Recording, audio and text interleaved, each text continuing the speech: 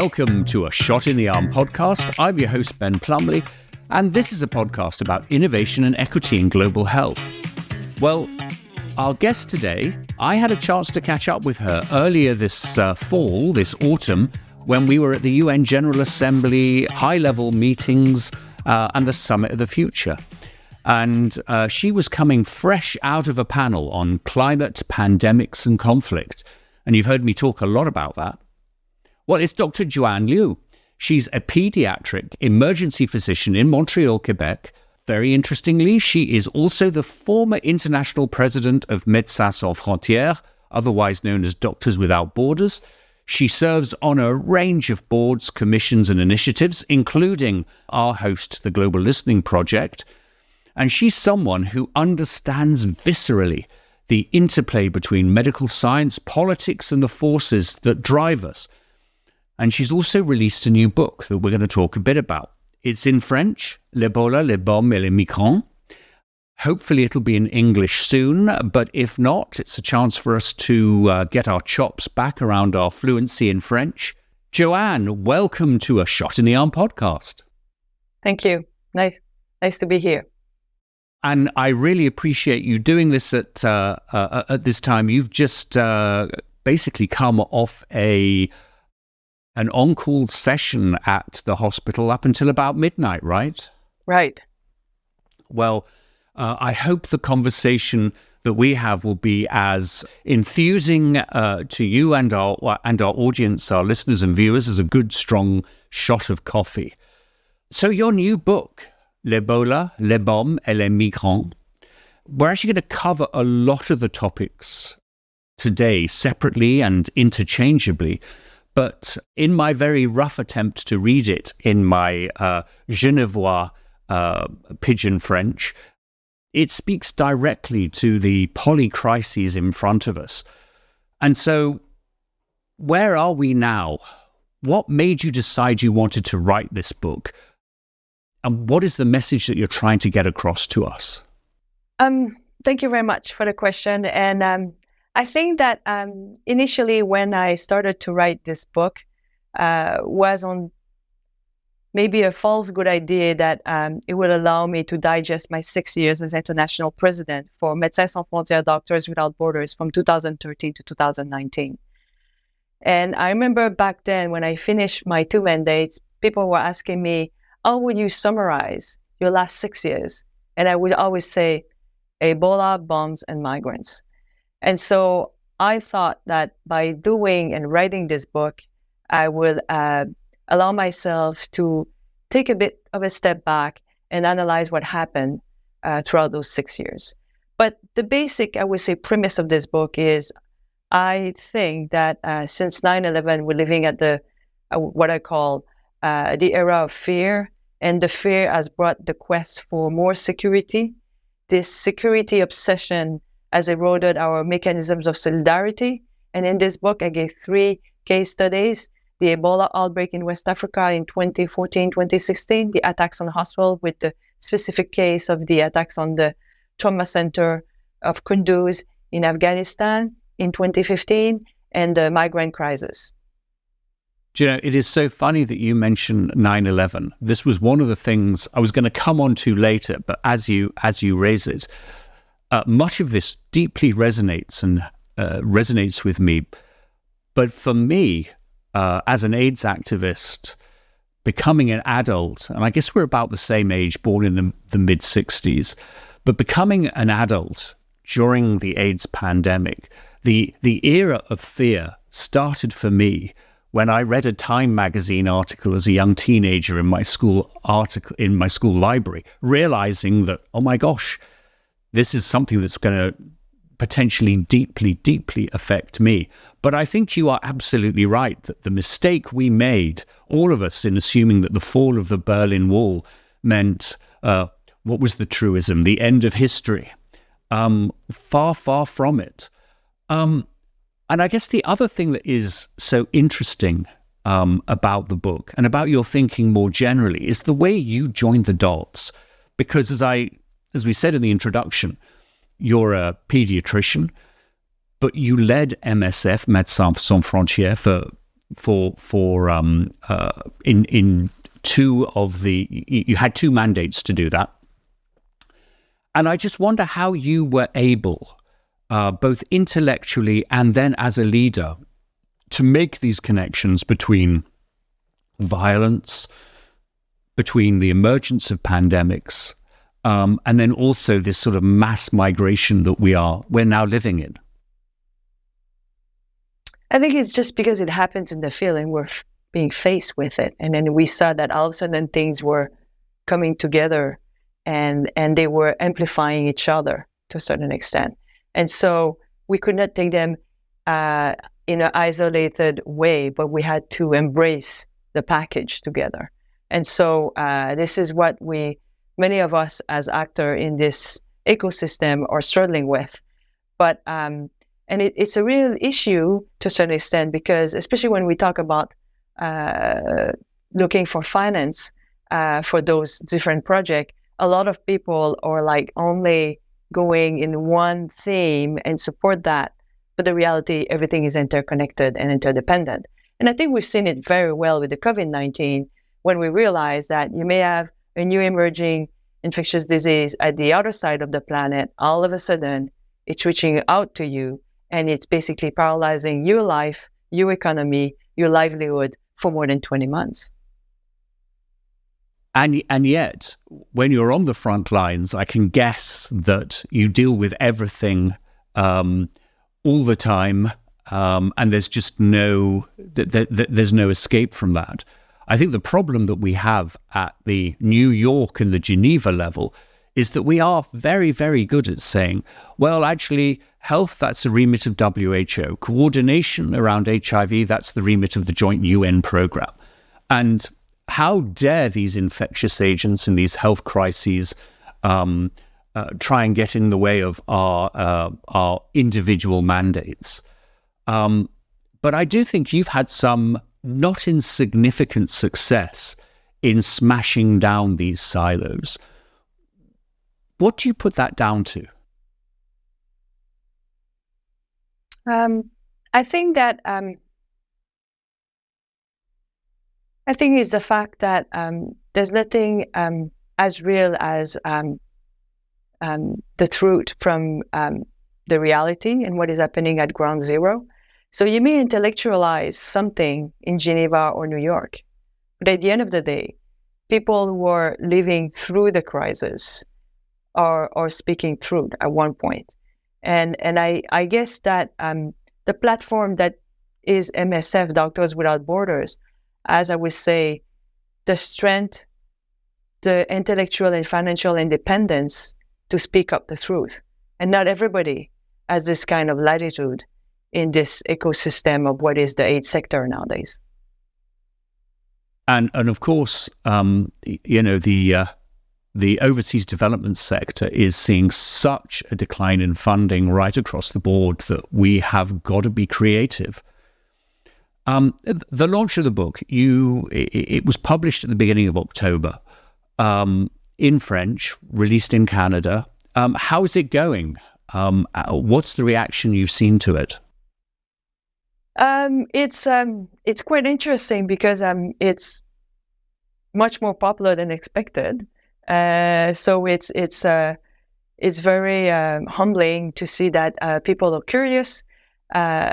People want to understand. They find it fascinating, the link that I'm making. But as well, people are quite aware that we are entering, and we have been entered that phase of polycrisis. And they understand that those transnational challenges, some people call them threats, some people call them challenges, some people call it crisis, but nevertheless, those transnational, I would say, challenges are asking us to somehow come together. And it's going to be difficult because we are as well facing, I would say, a dynamic of more polarization and more opposition. So it's quite, I would say, concerning, not concerning, but I think it's quite destabilizing this moment right now. And then we're going to need to figure it out, some new path, I would say. And I think one of the key thing about figuring out new path is as well, who's going to be around the table to talk about those things. And I always say, and then it's an old thing that everybody say, the favorite definition of insanity is to keep doing the same thing and hoping for different results. So when are we going to learn from that? And when are we going to go and reach out to different sort of entity and party and voices, and improbable, what I call marriage of partnership, to find new path of solution? And I think this book is as well a tribute to that. And it couldn't come at a more opportune time, given everything that is happening in so-called Western liberal democracies, right? But that perhaps is for a conversation at another time, once we've truly digested what happened in the United States' presidential election. So just before getting on to the components of the book, of the polycrises, as I was doing my research on you, I came across a wonderful quote you gave to a journalist, that, growing up in a large family in Canada, your parents ran, I believe, quite a successful Chinese restaurant, but you had a desire, you had a passion from a very, very early age, truly to be a doctor without borders. And I just got to ask, now you've had an extensive, very successful career, hugely impactful. Has it lived up to the young Joanne's expectations? That's so interesting as a question. It's true. Since teenage time, I've been wanting to be what we call a Doctors Without Borders. And it's because I read book. And I read a book of a surgeon who went overseas and worked for Doctors Without Borders, MSF. And I thought it was like really meaningful and as well really cool. So the young Joanne said, "Whoa, wow, that's amazing. Got to do that." But back then, I didn't know that it meant that I would need to become a doctor, which was another challenge in itself. But that being said, I read as well another book. And it's one of my favorite books that I reread during the Ebola outbreak, but during the COVID-19, which is The Plague from Albert Camus. And one of the things that really struck with me about that book is at one point, the protagonist, Dr. Liu, is being asked, "But what motivates you? Why do you keep going on?" He said, "Your patients are dying, you have nothing to offer them." And then the person who's asking the question is adding, "And you don't even believe in God. So why do you keep going at it? Why do you keep caring for people?" And the doctor just answered, "I never got used to death. I don't know more."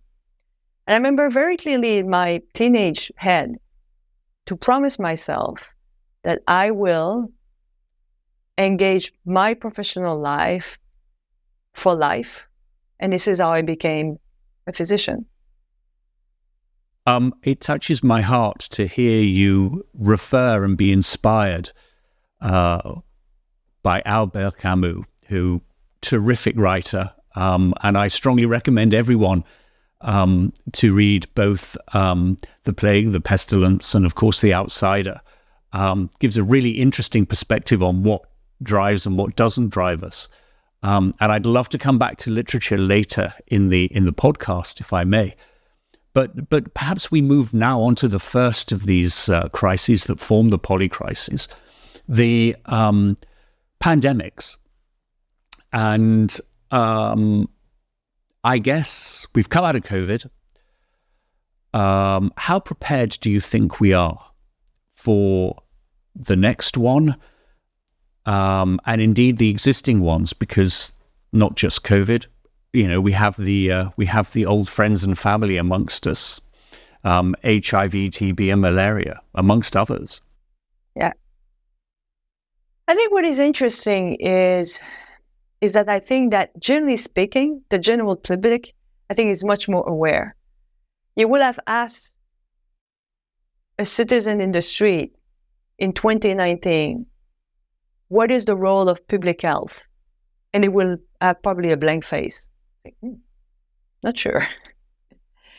And so I think today everybody got a bit of an idea of what public health is doing for them. But so that awareness is there. But what is as well there, I do find in the general public, is this collective trauma. And that collective trauma is a bit of an enemy because people don't want to go back there. People don't want to revisit what happened. And people are a bit in a denial mindset right now about the possible threat of a new pandemic, the current threat of pandemic, and the fact as well to go and revisit and making sure that we're going to learn the lesson that we need to learn. And it's not surprising when you look at history, and I learned that from someone from Cambridge who just said was studying famine, which is basically a crisis that goes across all the layers of society. And it takes years for people to revisit those events because it's such a trauma. So I think that we need to be aware how much of a trauma it's been, how much people are pushing back, how much people are having what I call a precipitation to collective amnesia. They want to forget, they want to move on, and they want to pretend that we'll not come back. So are we better prepared? I think few people are more prepared, many are much more aware, but a lot of people just don't want to think about it. I again, love that you used the word amnesia. I think of it as a willful amnesia. I've been really interested in understanding what happened in the Roaring '20s around the world after the 1918 flu. And that really was as bad, if not worse, than COVID in many regards. And it wasn't just that people thought, okay, that's done, we want to get on with it. They had really internalized the trauma and made, I think, collectively a willful decision that we're going to move on. There's also something odd, I think, about our language. It's true, I think, for French as well as English, that we are terrific in saying response. But when we talk about pandemic preparedness, our language gets a bit clunky. It's as if we don't really even want to invest time and effort in thinking about what potential scenarios we need to get on top of. Listen to me, I can't even describe it effectively myself. As you've been working with some of the international panels on the lessons learned from COVID, are you seeing that people, experts in this instance, are becoming more focused on what needs to be done next rather than a sort of a reactive, what did we do well, what did we do less well? I think there's some different parts and bits in the world we're trying to get prepared. But I think that the biggest disappointment that I have, it's about the pandemic treaty and the fact that we're not able to get our act together to have something that is meaningful and that you can operationalize to make a difference in terms of inequity in just to say, for example, in access to what we call the medical countermeasure, meaning the vaccines or the treatment or the rapid diagnostic tests for a new emerging infectious disease. So this is where I have huge disappointment on the fact that as well, we know that we would need to invest a few billions dollars to save trillions and trillions of dollars down the road if we were to have another kind of event like this. But people say, well, come on, Joanne, it's a one event in a century. Why should I bother about that, knowing that there's so many other urgent files to address? And so it's a very, very hard sell. So this is why I can hear that, and then I sort of have some sort of sympathy for that. On the other end, then what does prevent you to allow some of the low and middle income country then to access the know-how, the recipes, how to make those different countermeasures? Why then do you block if you're not planning to work and prepared and and prepare for everybody? Why don't you let at least those people to have at least the path open and not block to do that? And at this moment I'm speaking, we're not there yet.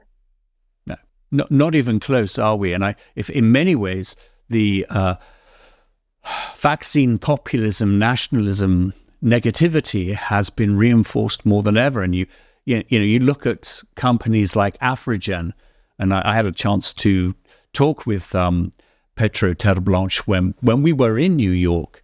I mean, really fighting the good fight. But damn it, why isn't the world throwing every resource at her and her team to build capacity when it's going to be needed? As well as sort of getting our heads around what we need to do. The idea that this is once in 100 years. Well, no, we know from HIV, we know from everything that's going on in the One Health or planetary health discipline that, humans and animals are more closely interacting than ever before. We'll come on to climate in a minute. But there are all sorts of nasty infectious bugs just waiting around the corner. And I just wonder, not to be too dramatic about it, which ones are you concerned about? Are there any that stand out to you as, we've really got to get our heads around this? About what, a particular virus or? A virus, fungal infection, bacterial. What's the next pandemic that you're afraid of? What's the agent that's going to cause that pandemic that you're afraid of? I don't think I have that knowledge, unfortunately, to tell you in a very precise way. What I'm concerned about is the fact that the medium of the disease might not be what we had before. And I think that we'll be ill prepared because we're going to do some cut and paste. Let's say, for example, that if it was water-based or it's just we got that, we still haven't got our head around aerosol and droplets to a certain extent and how to manage that. But the thing is, I think that we, like everybody says, we always fight the last fight when comes a new epidemic and pandemic. So I'm convinced that there's going to be more because of the decline in biodiversity and the pressure that a human being is doing on the environment. And so I think that yes, for sure, a new emerging infectious disease that will be a virus. But I think fungal infection is a real concern. AMR is everywhere. I sit in the hospital on a daily basis. We used to treat upper urinary tract infection with 1 day or 3 days of antibiotic in the past. Now, sometimes it's IV for 3 weeks. So we see that things are changing, but we haven't adapted our way of doing. Right now, and AMR in this instant being antimicrobial resistance. Yeah, it's the fact that our antibacterials are just not performing as they did because the bacteria are getting resistance. Yeah, they're getting used to fight. And of course, that's an issue that's broader than just human health. Of course, the extensive use of antibacterials in agriculture and in animal husbandry. Yeah. Okay. What about avian flu? What about H5N1? Because we've begun to see some potential human-to-human transmission in the United States, but of course, the US being the US, it's up to the individual states in the first instance to decide how they monitor or not. Are we perhaps being a little too lazy in thinking, well, we're not seeing these massive infections, and is that potentially a risk coming from the fact that there is no centralized or overall pandemic preparedness surveillance tool? How scared are you about H5N1? I think I'm scared. I'm I'm seriously scared for sure. And I think this speaks to the fact that, as far as I'm concerned, for what is going on right now in the States and possibly in Canada very soon, is I always say that wishful thinking is not a strategy and it's not an operational plan.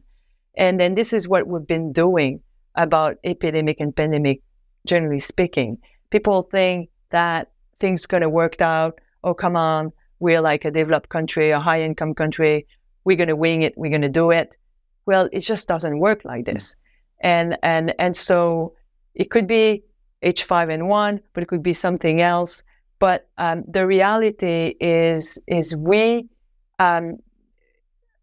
when you look at organization that we call it highly responding, in a way, organization, the reason why they are highly performing is they never take an incident as if it's a random event and it's and that you will overlook.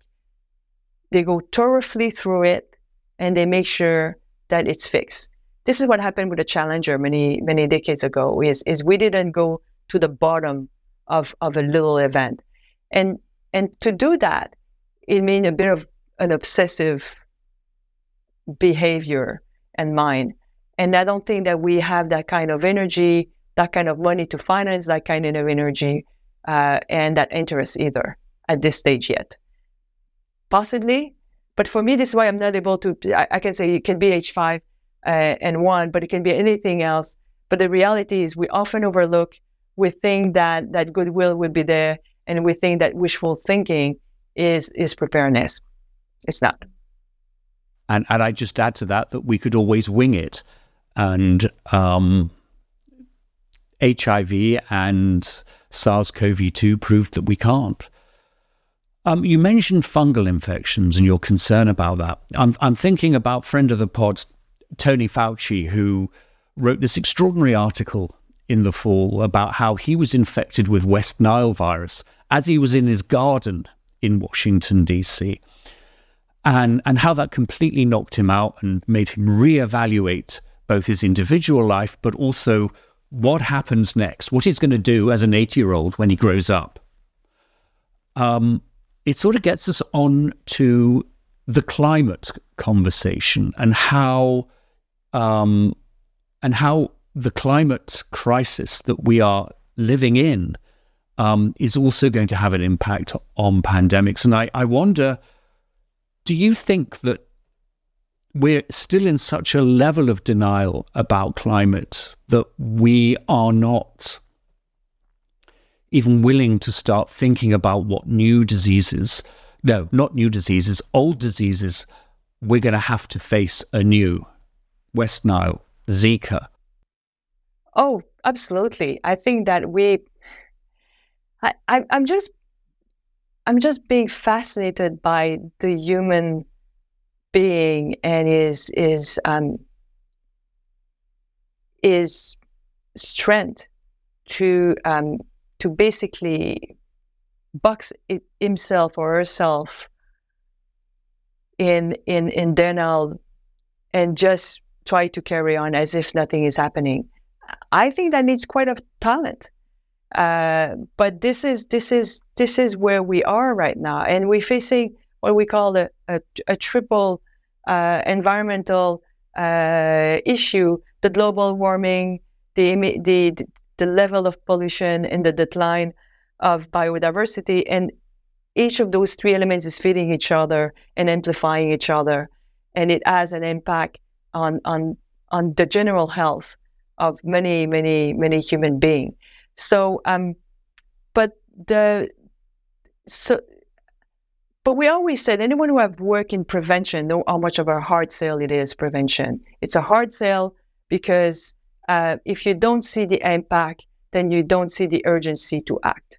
And and people, I gave, my greatest admiration for people who've been working all their life in prevention, because my God, they're a big fighter.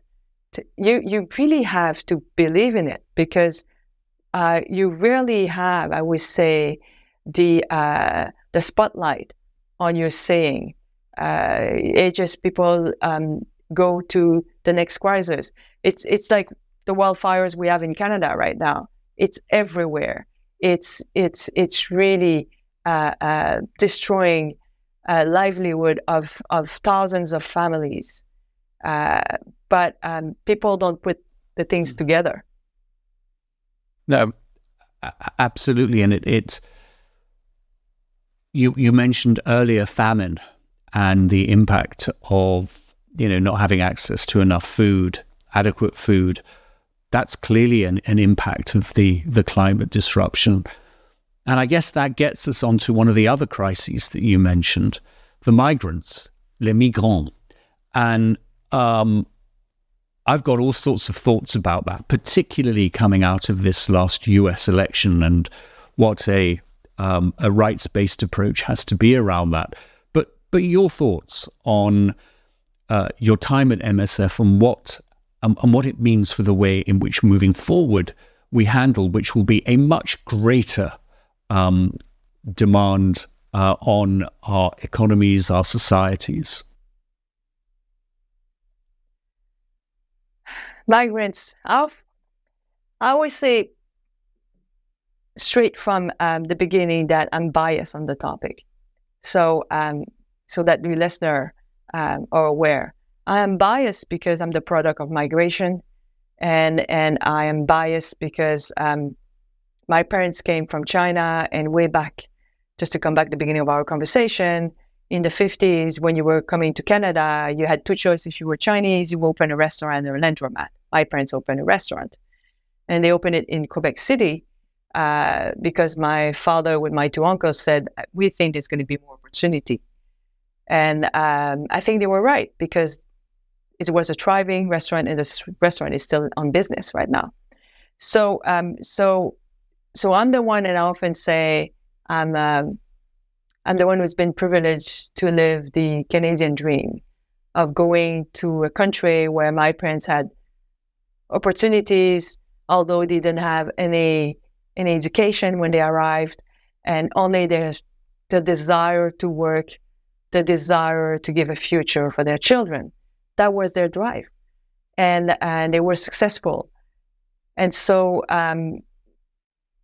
my bias and my strong belief is you will never, ever be able to prevent parents to dream for future for their children.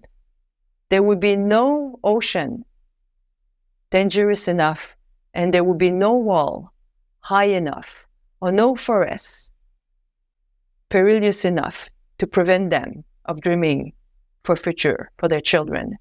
And people will just do it. And since the beginning of the times, the human being is a migrant animal. It moves where it has resources. It moves where it has future. That's the way it is. So I think we need to embrace that very small thing that is, I find, universal. Human being is a survivor. He's going to do everything to survive, and he would put his life at risk for that. Nobody does that for fun. It's more than it's visceral. It's a surviving skills, and this is why I call migrants survivors. And there's no good or bad migrants. There are only people who are either living for a future or living for their life. And and you're not bad or wrong about that. It's just the reality. And I think, and what, as you said about being right-based, it's not because you left your country for different reasons that all of a sudden you are subhuman and you don't have rights to protection, or rights to access to care, or rights, the very basic rights of dignity. And I do find what I'm very, very concerned about, and I completely understand that country cannot be open bar, and there needs to be rules, and and that's the reason why we had the Global Compact, about having a predictable, orderly, and safe migration flow. That was the reason, because we know it will happen, so we may as well try to make it in an orderly way.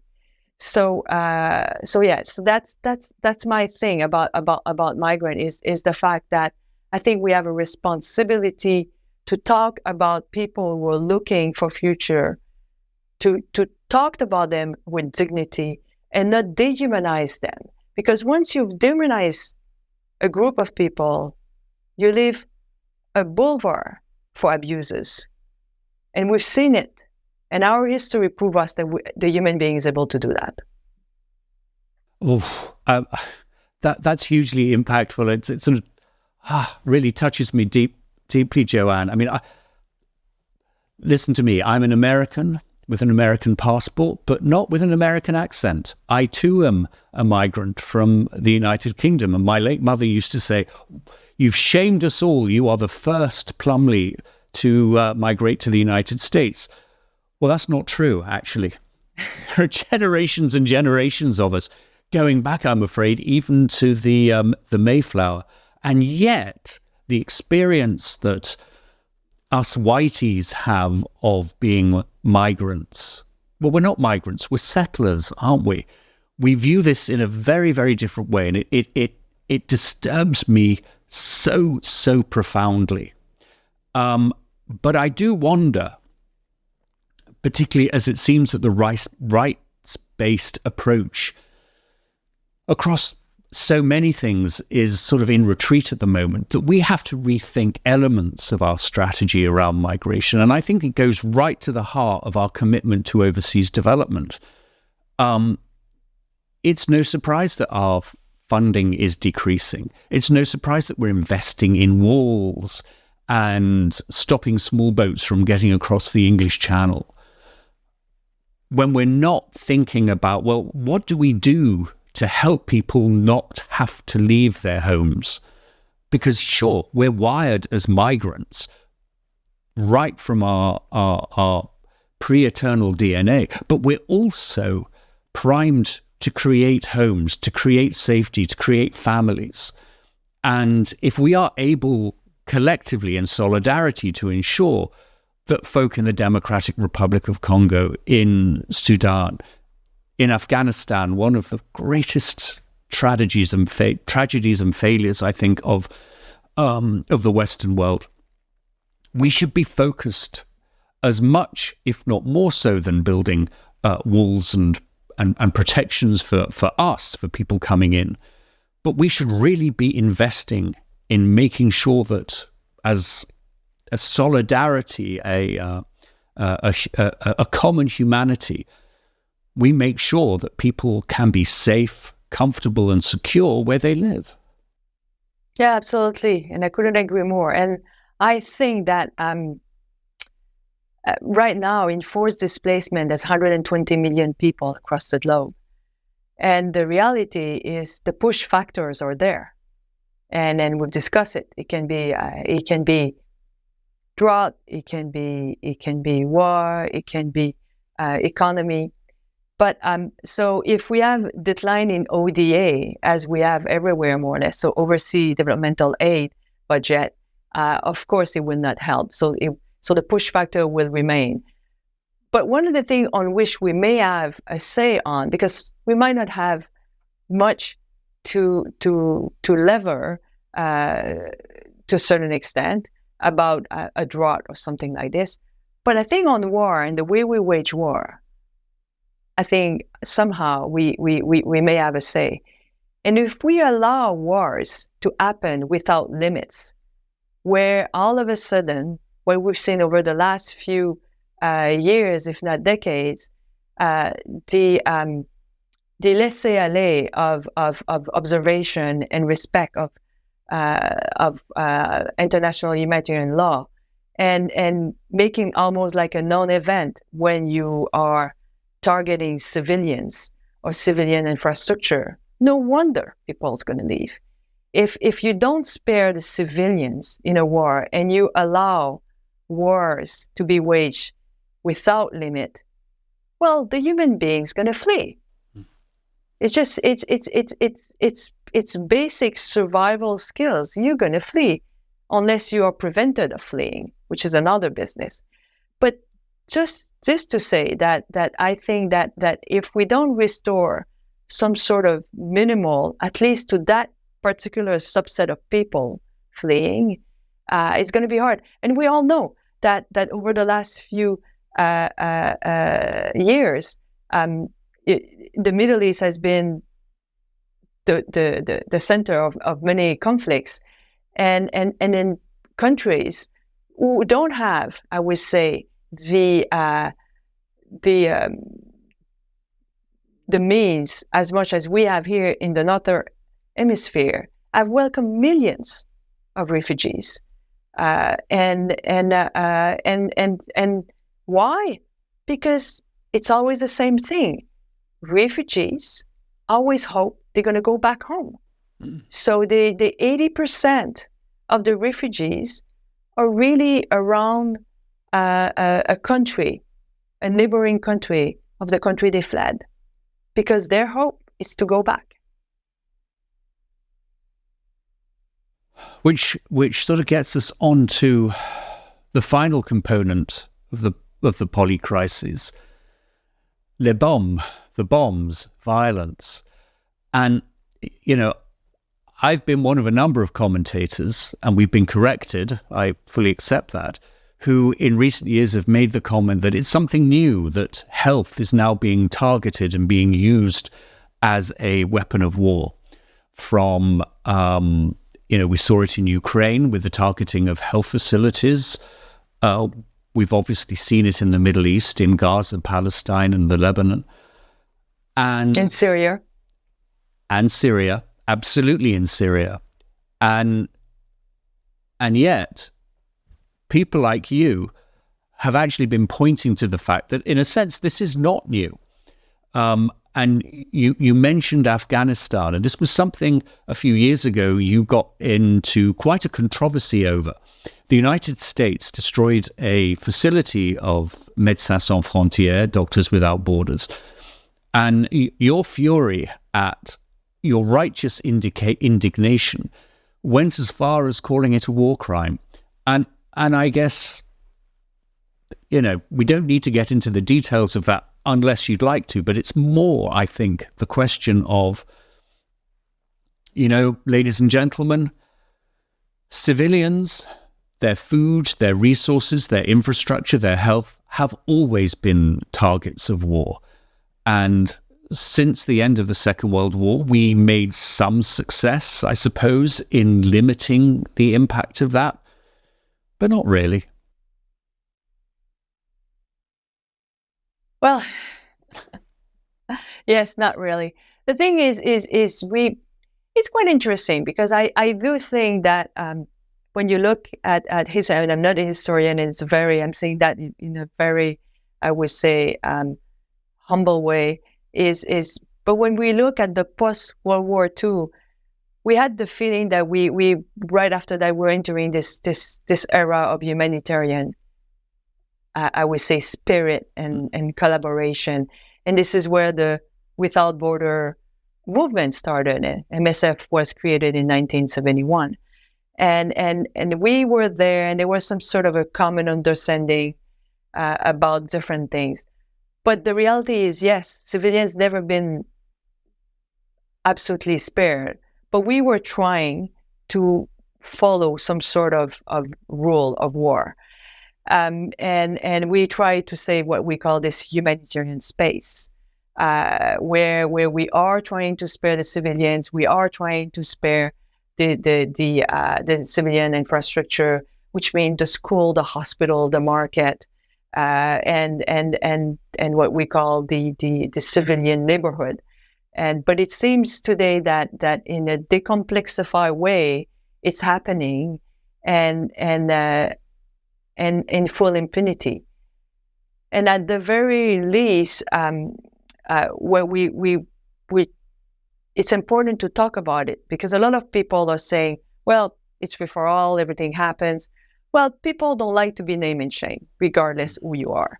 So I still think that we shouldn't let currently people to get away with murder.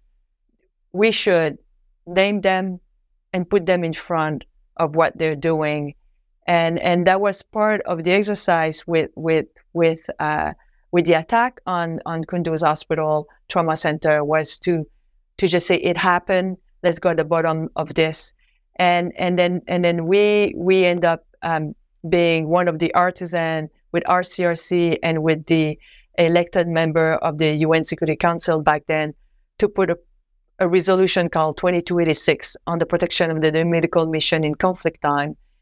And there was nothing much new, but it was to reiterate the world rules of war. And then by doing that, and we all know that words don't save always life. And as we said when we received the Peace Nobel Prize, but we know that silence may kill. So we thought that it was worth it to bring into that level of that security platform and make it a topic, a security topic for the rest of the world. And by doing that, it was at least allowing not full impunity when it was happening. So that was a bit the reason that drove us back then. And as we see now, we can tell that words are not saving lives. But silence absolutely kills, to borrow the old ACT UP phrase. There's something in what you've said there, and I don't know if it is a contradiction. Maybe it's just you joining and sewing yourself through the fabric of human existence. But an atrocity that happened on the front lines, where all the action happens, where you understand how all of these different pieces fit together. But righteous anger and retribution has to happen at the international level. And so you mentioned the UN Security Council. There we are, back in New York, as some years later you and I were in September. So there's no escaping the fact that, notwithstanding the importance of the front line, you are also looking at the role of international institutions, international law, to speak truth to power. Do you see that as a sort of a logical flow, or do you see, I don't know, are there elements of contradiction for yourself in that? That's a very good question. And in the book, and hoping I'm going to find an English publisher eventually for this book, I talk about that. And I talk about the fact that we were quite internally divided about going or not going to the UN Security Council, because a few of our members, and rightly so, said, we are speaking the language of the powerful. And then we are giving them basically, I would say, a free ride of excuses by doing that, but not operationalizing it and not implementing it. And so I think there's a contradiction in that for sure. So this is why as well, and some people in the movement are wondering about those humanitarian principles about neutrality, independence, and partiality, using them as a protection shield for humanitarian. And then I'm paying tribute to Ronnie Brahman, who is an emblematic character in the humanitarian aid sector, especially for MSF, Doctors Without Borders. But he's saying, yes, they have an utility, but it's more like an opportunistic utility to a certain extent, because if you are using that as your sole protection and you are not thinking through your security and your operation, you might be in for some deception and some security issue.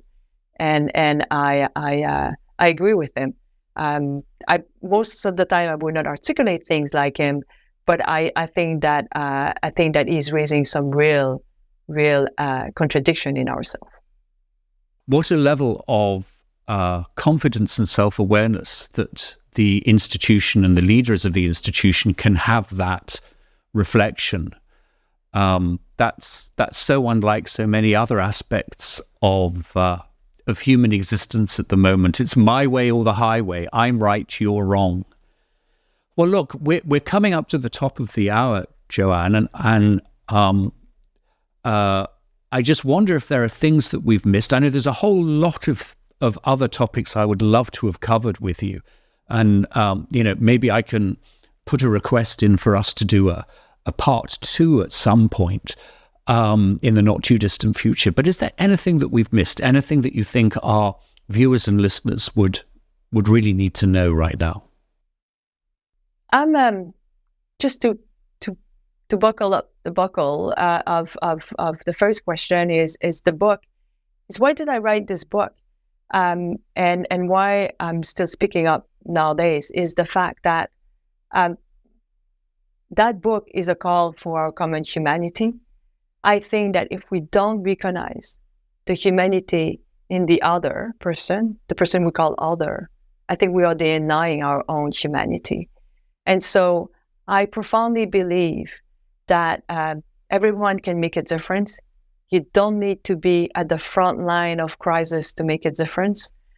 But I think that as things are getting more tense and the dynamic is more polarized, I truly believe that we need to ask ourselves individually, what can I do at my measure?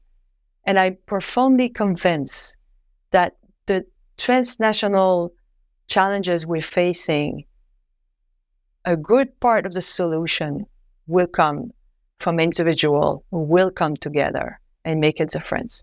And I think we need to go back, you as an activist of the HIV/AIDS time, to go back and inspire ourselves from that movement, because it came from the people who were being affected, and it just decided to get together and move on together.